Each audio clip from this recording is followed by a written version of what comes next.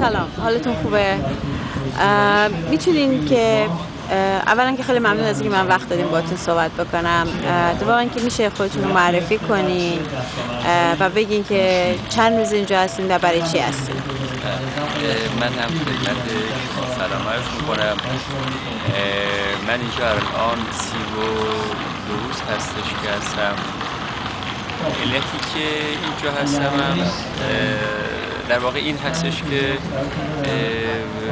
من در اولین دقایق و روزی که دیدم این بچه‌های اشرف به این شکل ناجوانمردانه مورد حمله قرار گرفتن و این تصاویر رو در تلویزیون دیدم، خب بسیار برای من شدم، چون که من دوستان زیادی اونجا دارم و اینها مبارزان آزادی ما هستن و جایگاه ویژه‌ای برای من داشتن و دارن و واقعا من بی‌تاب بودم، یعنی زمینی که خب اشکام میریخ دنبال راه چاره بودم و به نظرم رسید که باید به کاغذ سفید تماس بگیرم، چون که در جریان بودم که با اون اگریمنتی که اینا داشتن قرار بود که در به اصطلاحشون در مقابل تحمیل سلاح‌هاشون از اون چند سال پیش آمریکا به اصطلاح حفاظت اینا رو تضمین کنه و حتی بعد از اینکه به اصطلاح تحویل عراق داد همون موقع این چون این باز نگرانی بود تعداد زیادی نامه نوشتن و آمریکا گفتش نه، ما از عراق تعهد گرفتیم که حقوق انسانی برادران اشرف رو رعایت میکنیم. و وقتی که من این صحنه رو دیدم اولین چیزی که به نظر رسید این بود که ما مورد یک توطئه‌ای قرار گرفتیم، شاید شبیه باز کودتای 28 مرداد، این صحنه به ذهنم رسید و بلافاصله من به وبسایت کاغذ سفید رفتم و یک نامه برای اوما گذاشتم به این مضمون که آقای اوما، شما فکر نکنید که ما اینها رو از چشم مالکی می‌بینیم، مالکی مزدور بیش نیست که شما رو کارش بردیم، ولی در اصل گیر مواجبش از شما میگیره، ولی مزدور خامنه‌ای هستش. اگر شما نمیدونین ما اینو خوب میدونیم، اگر چه شما هم میدونیم و خودتون رو گاهی به نفهمی میذارید، ولی به شکل من این نامه تونستم تون نمیشم و گفتم اگر تا فردا شما واکنش ندید من به تنهایی میام و جلو کاغذ سفید غذا میکنم. این هم به خاطر علاقه بسیار زیادی هستش که من به دوستان خودم دارم و نقشی رو که اینها درست در نزدیک مرز ما دارن برای دفاع از آزادی ایران در موقع لزوم و اینکه اینقدر سالها اونجا موندن برای چنین لحظه و هم از این نظر که درست رژیم به همین خاطر میخواد درست در این مقطعی که به تزلزل افتاده اینها رو از سر راهش برداره. به هر شکل خب طبیعیه که تا فردا خبر نشد. من در دومین روز خودم رو رسوندم به اینجا، یعنی واشنگتن از کالیفرنیا، و دیدم که دوستان دیگر هم اینجا هستن و اعتصاب غذا رو شروع کردن و من هم حکومت پیوستم. پس الان شما 32 روزه که در اعتصاب غذا هستین؟ بله الان 32 روز، ولی دوستان من که از روز اول بودن 33 روز هست. من در واقع یه روز طلوع بودم. خب الان چه احساس دارین؟ احساس مریضی؟ البته گرسنگی رو همه میتونن بفهمن و لمس بکنن. این دیگه مثل زندان و شکنجه نیست که برای خیلی ها غیر قابل لمس باشه. اتفاقا من در نامه‌ای که برای همین چند روز پیش در نامه سرگشاده‌ای که نوشتم برای خانم کلینتون به همین نکته اشاره کردم. گفتم خانم کلینتون شما تصور بکن که فقط ظهر غذا دیر شده. اون احساس منم دارم، ولی من اینجا نشستم به خاطری که میخوام از حقوق ملتی دفاع کنم که سالها و سال مورد ستم بودن و امثال شما با سرنوشت اونا بازی کردین در 28 مرداد سال 32 و در روی کار آوردن خمینی با اون کنفرانس گوادلوپ و غیره.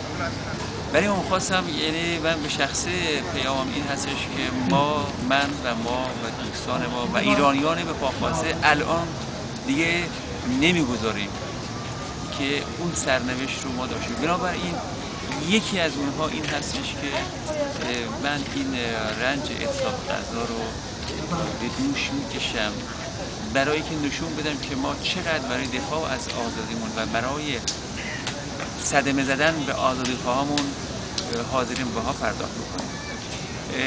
من حدود چند روز پیش، یعنی در دقیقا هفته قبل، یک عارضه داشتم در ناحیه قفسه سینه و قلبم و به بیمارستان آمبولانس اومد و منو برد بیمارستان و بر شکل یک شب هم اونجا بودم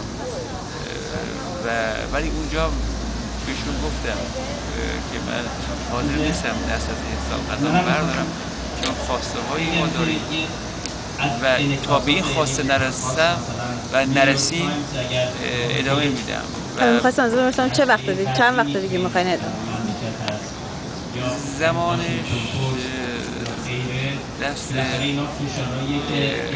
در واقع قدرت مداران آمریکا هست، دست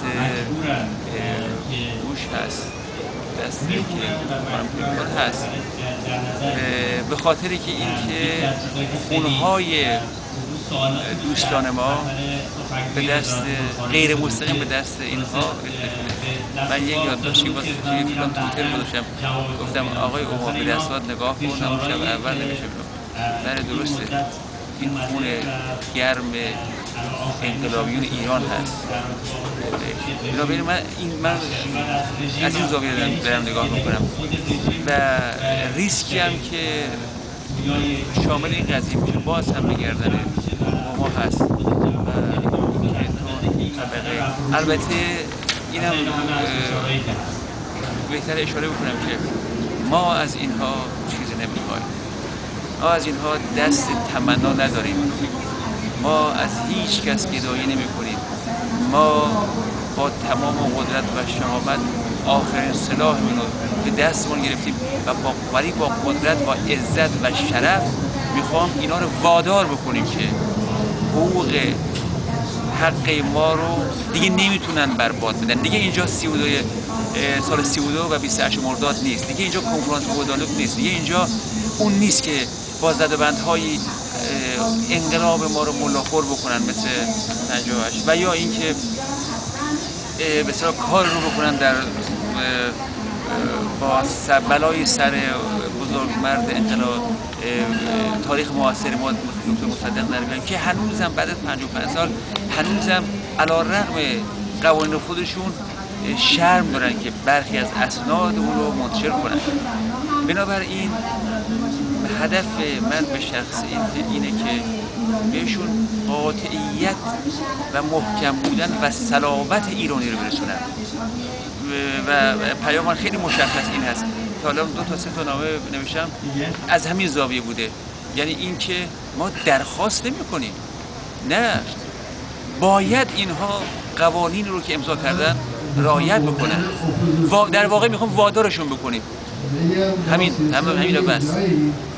خیلی ممنون، متشکرم از اینکه به ما وقت دادین و من براتون آرزوی موفقیت میکنم و امیدوارم که هر چه زودتر این اعتصاب غذا تموم بشه. قربان شما، من هم به همیشه از شما تشکر میکنم از اینکه وقتی که من دادین و با شما صحبت کنم و افکارمو با شما و با بینندگانتون شیر بکنم. قربانتون. خیلی ممنون.